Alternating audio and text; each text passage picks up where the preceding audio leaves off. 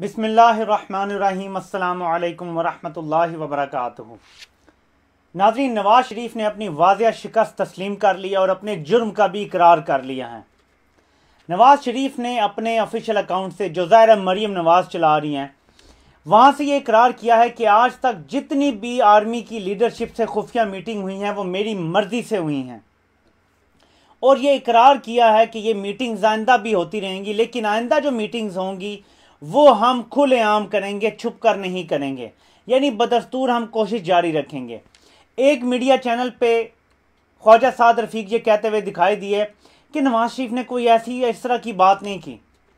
दूसरी जगह नून लीग का एक और नुमाइंदा ये कहता हुआ सुनाई और दिखाई दिया कि नहीं जी, नवाज शरीफ ने इनकार नहीं किया मिलने का, लेकिन देखें ना फिर हुकूमत जो है वो ये करती है तो इमरान खान साथ नहीं बैठता। और फिर अपने एक सहाफ़ी को उससे ये ट्वीट करवाया गया मुबैना तौर पे, जो मैं आपको पढ़ के सुनाता हूँ, और इस ट्वीट से आपको सारी बात समझ आ जाएगी कि आप क्या नया बयानिया बनाने की कोशिश की जा रही हैं। और वो बयानिया ये है कि इमरान खान अपोजिशन और आर्मी लीडरशिप को आपस में लड़वा रहे हैं और ये धाई दे रहे हैं रो के अब कि खुदा के लिए डील होने दो। तो मैं आपको उस सहाफ़ी का, जिसका नाम भी साफ़ी है, ट्वीट पढ़ के सुनाता हूँ। गुज़श्ता 2 साल की सियासत का खुलासा। नून लीग और पीपल्स पार्टी इस्टेब्लिशमेंट के साथ माफ़ी तलाफ़ी करके ताल्लुकात बेहतर करने की कोशिश करती रहीं, जबकि पीटीआई सबूताज करके इनको लड़ाती रहीं। इस मुल्क की इससे बड़ी बदकिस्मती और क्या हो सकती है कि इसकी हुकूमत दिन रात इसके इदारों और अपोजिशन को लड़ाने के लिए सरगर्म अमल है। इससे बड़ी कोई फिक्री बददियानती और मुनाफकत आपको नज़र आएगी, बजाय इसके कि ये अपोजिशन को कहे कि तुम्हारी जुर्रत कैसे हुई कि तुम मिलिट्री लीडरशिप को सियासत में शामिल कर रहे हो, सिवाय बजाय इसके कि ये कहे कि ये गलत किया है अपोजिशन लीडरशिप ने। यहाँ पे हमें ये बताया जा रहा है कि हुकूमत ये गलत कर रही है जो एनआरओ नहीं होने दे रही। इमरान खान बड़ा जालिम है जो एनआरओ नहीं होने दे रहा और लड़वा रहा है अपोजिशन को और मिलिट्री इस्टेब्लिशमेंट को। नाज़रीन, नवाज शरीफ ने ट्वीट किया और नवाज शरीफ ने अपनी ट्वीट में कहा कि मैं अपनी पार्टी के तमाम लोगों को ये कहता हूँ कि आइंदा जो है अवाम ने जो है वो फ़ौज को उनकी आइनी जो भी जिम्मेदारी है, जो भी उनका है, वो हमने उनको अब सिखाना है, उनको याद दहानी करानी है। तो इसके लिए आज के बाद कोई भी फ़ौज के साथ किसी भी किस्म का राब्ता ना करे, कोई खुफिया मीटिंग ना करे, ना अपने तौर पे करे, और अगर करे तो इजाज़त से करे पार्टी की, और सबको बता के करे। ये नाजरीन अंगूर खट्टे हैं। जब आगे से एनआरओ का इनकार हो गया तो वो ये उसी तरह जैसे कोई कह दे कि मेरा तुमसे कोई ताल्लुक नहीं है, तो आगे से तुमको अच्छा तुम्हारा नहीं, मेरा भी तुमसे कोई ताल्लुक नहीं, मैं तुमसे रखना भी नहीं चाहता ताल्लुक। ये नवाज शरीफ ने आगे से वो बात कर दी है कि मैं कोई मरा नहीं जा रहा एनआरओ के लिए, लेकिन बीच में माफ़ी तलाफ़ी मैं आपको बता रहा हूँ, ऑलरेडी राब्ते शुरू हो रहे हैं, पैगामात भेजे जा रहे हैं, अब राब्ता नहीं कायम होगा। अब मिस कॉलें जो दी जा रही हैं वो नहीं उठाई जाएंगी कि जी माफ़ कर दो, गलती हो गई। और अब ये तासुर देने की कोशिश की जा रही है मीडिया पे कि नवाज शरीफ ने जो तकरीर की है, शहबाज को नहीं पता था, नून लीग के किसी मेंबर को पता नहीं था कि नवाज शरीफ कितनी जो है वो बड़ी तकरीर करेगा। और अब मुझे एक और चीज़ जो है वो यहाँ पे समझ आ रही है कि कितने ज़बरदस्त तरीके से हुकूमत ने अपने पत्ते खेले हैं, सारे कार्ड्स खेले हैं।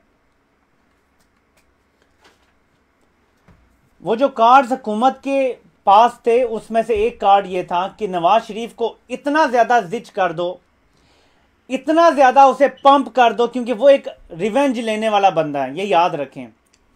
ये कीना और बुग़्ज़ रखने वाला है नवाज शरीफ, बदला लेना इसकी सरिश्त में है। अब बड़े लोगों ने तनकीद का निशाना बनाया डॉक्टर शहबाज गिल को कि उन्होंने क्यों स्पीच की, और मैंने भी शायद किसी हद तक तनकीद की होगी। लेकिन अब मैं जब सोचता हूँ कि जब शहबाज गिल ने यह कहा ना कि हम मीडिया पे नहीं चलने देंगे तकरीर एक मुजरिम की, और हम पैमरा को एक्टिव करेंगे, और ये वो सारा तनकीद की लोगों ने, मैंने भी तनकीद की, हम फरासत नहीं समझ सके। और मुझे लगता है शायद इंस्ट्रक्शन थी शहबाज गिल को, वो क्या था कि नवाज शरीफ को इतना गुस्सा दिला दो कि वो फट पड़े और वो फट के सेल्फ डिस्ट्रक्शन मोड पे चला जाए, और वही हुआ जो रिजल्ट एक्सपेक्टेड था। और मुझे अब वो एक बात याद आती है, नवजोत सिद्धू के हवाले से एक बात की जाती है कि सिद्धू प्राइम मिनिस्टर इमरान खान के साथ उसकी क्रिकेट के ज़माने से काफ़ी दोस्ती भी रही है, वो हमेशा से कहता है कि ये बंदा इतना तेज है इमरान खान के, इससे दुश्मनी मोल ना लेना। मैं अपने अल्फाज में कहता हूं कि ये तुम्हें मारेगा भी और पानी भी नहीं देगा। अभी ओपोजिशन के साथ जो हो रहा है वो यही हो रहा है कि इमरान खान को अल्लाह ने जो दानिश अता की है, जो समझबूझ अता की है, ये उसको नहीं पहुंच पा रहे और ये सेल्फ डिस्ट्रक्शन मोड में इदारों से भी टकरा गए हैं। इदारों ने रिटेलिएशन की और रिटेलिएशन ऐसी है कि ये नवाज शरीफ के लिए समझ लें 27 फरवरी हो गया है। यानी नवाज शरीफ को अंदाज़ा भी नहीं था कि इदारे कभी खुल के आ जाएंगे और बता देंगे कि हमारी तो मीटिंग हुई है। और फिर इदारों के बिहाफ पे जो शेख रशीद बात कर रहा है कि जुबैर उमर जो ये दावा करता है कि मैं तो ज़ाती मीटिंग में गया था, मेरा दोस्त है जनरल आर्मी चीफ जो है, वो तो 36 साल में एक बार भी नहीं मिला आर्मी चीफ से, वो कैसे कह सकते हैं मेरा लंगोटिया यार है और मैं तो इससे मिलता रहता हूँ। यहाँ तक कि असद उमर के बेटे की शादी पे भी जुबैर उमर ने कोई बातचीत नहीं हुई आर्मी चीफ से, हालांकि वो तो फंक्शन था अपनी फैमिली का। तो इतनी खुल के जब बातें आ गई तो नवाज शरीफ को अब ट्वीट करके ये एक्सेप्ट करना पड़ा कि अब हम आर्मी से मुलाकात नहीं करेंगे, यानी हमें एनआरओ मिलने की उम्मीद नहीं है, यानी अब अंगूर हमारे लिए खट्टे हो गए, यानी बूट खट्टे हो गए हैं बुनियादी तौर पे। पाकिस्तान की सियासत में अब दोबारा से एक और चीज़ दोहराई जाने लगी है जिसकी तरफ आपकी तवज्जो दिलाने लगा हूं। जिस तरह पिछले साल किया गया था अगस्त सितंबर अक्टूबर में फजलुर रहमान के धरने का एक बड़ी चीज़ बनाई गई थी, दोबारा से वो खेल शुरू हो गया है। मुख्तलिफ चैनल्स पे बैठे हुए लोग, कोई ये कह रहा है कि जी फजलुर रहमान बड़े लोहे का चना है, कोई कह रहा है जी नैब का नोटिस इसे भेज के बड़ी है उन्होंने गलती की है, कोई कह रहा है जी फजलुर रहमान बड़ा संजीदा बंदा है और उसको इन्होंने लीडर बना के MRD का या जो भी ये बनाई है APC के बाद वो लीडर बना दिया है, तो अब इसमें से कोई नतीजा ज़रूर निकलेगा। इस बार इस रो में नहीं बहना आवाम ने। देखिए एक लहर उठ जाती है जब आप किसी चीज़ को बहुत ज़्यादा हवा बना देते हैं ना, तो एक एक्सपेक्टेशन भी बन जाती है, थोड़ा डर खौफ एक अनहोनी होने का एक इंसान को पैदा हो जाता है। मैं आपको सिंपल एक बात बता रहा हूँ और जो मैं आपको अपनी 11:15 साढ़े 11 बजे वाली नशिस्त में भी सुनवाऊँगा भी कि सहाफ़ी हजरात क्या कह रहे हैं, जो जानते हैं कि मामलात कहाँ पहुँचे हैं वो क्या कह रहे हैं और किस तरह से सबको यकीन है। और एक इम्पॉर्टेंट बात जो मैं आपको अक्सर कहता हूँ, मैं आपको आज ये कहूँगा कि आप काशिफ अब्बासी का शो थोड़ा सा देखें, आपको पता चल जाएगा कि मैं आपको अक्सर कहता था कि इनको ये डर है और एक अनकही सी अंडरस्टैंडिंग है कि ये जो इमरान खान की हुकूमत है ना सिर्फ ये 3 साल बल्कि अगले 5 साल भी चलेगी। आज काशिफ अब्बासी के शो में भी यही बात डिस्कस हो रही, काशिफ अब्बासी भी यही बात, वसीम बादामी भी यही बात, इरशाद भट्टी भी यही बात और किसी हद तक सलीम बुखारी जो नून लीग का बंदा है वो भी यही बात कर रहा है कि इन पार्टियों को ये खतरा पड़ा हुआ है कि अगर अभी इमरान खान को ना हटाया गया और साल एक बाद इसने माशी पॉलिसियाँ तो तकरीबन ठीक हो गई हैं, मैशत बहुत बेहतर हो गई है, तो ये इतना एडजस्ट कर जाएगा इस सिस्टम में और इसको समझ जाएगा और ब्यूरोक्रेसी ठीक हो जाएगी और सब कुछ, कि फिर इसको अगले भी 5 साल नहीं हम हटा सकेंगे। तो सेनेट से पहले हटाना ज़रूरी है। तो जो जो बातें मैं मुसलसल करता आया हूँ आपको अब नज़र आएगा कि मेन स्ट्रीम मीडिया पे भी वो होना शुरू हो गई है। उसकी वजह ये नहीं है कि मैं कोई कॉमन सेंस की बात मैं अक्सर करता हूँ कि अगर हमारे इदारे वो नहीं है जो PTM कहता है, उनके PTM वाले कहते हैं ये मुल्क के दुश्मन है, ये मुल्क के गद्दार हैं, ये लोगों को हकूक नहीं देते, और हम कहते हैं हमारे इदारे मुहिब्बे वतन हैं, हमारे इदारे मुल्क की बका की ज़मानत है और मुल्क की बका के लिए फ़ैसले करते हैं। अगर हमारे इदारे वो हैं जो हम सोचते हैं तो फिर वही होना था जो अब हो रहा है। ये कॉमन सेंस से सारी बात मैंने आपको बताई। मालूमात भी अपनी जगह, लेकिन मालूमात सबको होती हैं, कि मुझे कुछ ज़्यादा नहीं होती, लेकिन साथ थोड़ी कॉमन सेंस भी आपको यूज़ करनी पड़ती है कि अगर ये है, अगर मैं जनरल बाजवा की जगह हूँ, मैं मुहिब्बे वतन हूँ, तो इन हालात में क्या होगा, थोड़ा सा आप ये तजज़िया कर लें, आपको समझ आ जाएगी कि फ्यूचर में क्या होना है। तो ये सारी बातें जो अब तक हुई हैं, जो भी सियासत का मुस्तकबिल चल रहा है, वो समझना कोई रॉकेट साइंस नहीं है। नवाज शरीफ शिकस्त तस्लीम कर चुका है, मरियम नवाज शिकस्त तस्लीम कर चुकी है, आखिरी कोशिश एक फजलुर रहमान से करवानी है मदरसे के बच्चों के वाले से, ये बात मैं आपको पहले से बता रहा हूँ, वो आखिरी कोशिश होगी, एक जोर लगेगा। कराची में दोबारा से पंगा कर रही है पीपल्स पार्टी। आपने प्रेस कॉन्फ्रेंस देखी हुकूमती मुशीरों की, वजीरों की, कि जी हमें 17 किलोमीटर के वो चाहिए, रास्ता चाहिए और हुकूमत सिंध हुकूमत नहीं दे रही हमें। अब 18वीं तरमीम के बाद ये बड़ा मसला है कि सूबों की मर्जी के बगैर कुछ हो नहीं सकता। वो पाइपलाइन ना आई तो गैस का बहुत बड़ा शॉर्टफॉल होगा।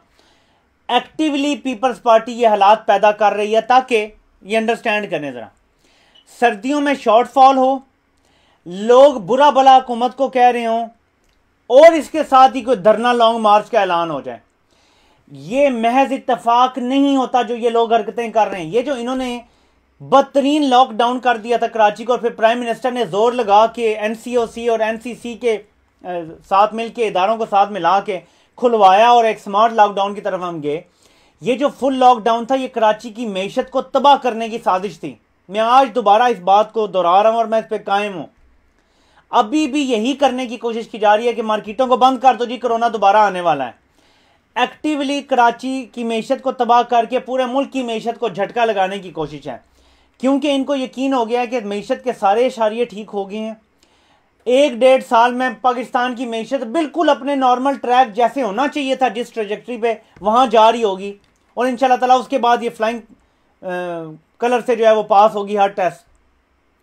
तो ये टाइम है इनके पास, ये जो इन्होंने टाइम लाइन दिया, टर्मोइल पैदा करो, जलसे जुलूस करो, अपनी जो मदरसे की ताकत है वो फजलुर रहमान दिखाएगा, जो मईशत ख़राब करनी है वो पीपल्स पार्टी अपना किरदार अदा करेगी, और नून लीग ने जो भी अपनी कोई थोड़ी बहुत इनकी कोई वैल्यू है, पता नहीं इनकी तो न्यूसेंस वैल्यू भी कोई नहीं बची, अगर कुछ है तो वो भी अपना नून लीग मीडिया मैनेज अच्छा करती। शायद मीडिया हवाले किया गया नून लीग के कि आप मैनेज करें। फजलुर रहमान ने मदरसे के बच्चों का दबाव रखना है कि मैं लेके आ जाऊंगा इधर और चढ़ाई कर दूंगा, और पीपल्स पार्टी एक्टिवली मईशत के खिलाफ जो है वो काम करेगी और ये वफाक और सूबे की लड़ाई बना के दिखाई जाएगी ताकि जनवरी तक किसी लॉन्ग मार्च या धरने का जो है वो एक मोमेंटम बनाया जाए।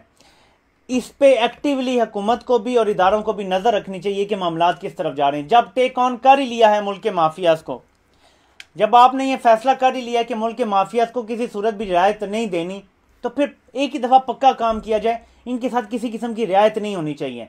देखिए ये शिकस्त खोरदा है, अभी तो इनकी 1-2 मीटिंग्स का हाल आया है। शेख रशीद जो बात कर रहे हैं और बाकी जानकारी रखने वाले लोग जो हैं वो ये कह रहे हैं कि अगर सारी मीटिंग्स के अहवाल बता दिए गए, सीसीटीवी कैमरे लगे होते हैं कि ये कितने आते हैं और कितने जाते हैं, तो आप अंदाजा नहीं लगा सकते इनकी क्या इज्जत रह जानी है। ये अपने हलकों में निकलने के काबिल नहीं रहेंगे जितने चक्कर ये लगाते हैं गेट नंबर 4 के थ्रू। तो अब जब फैसला हो गया तो मैं समझता हूं कि एक ही दफा फिर पूरी तरह से,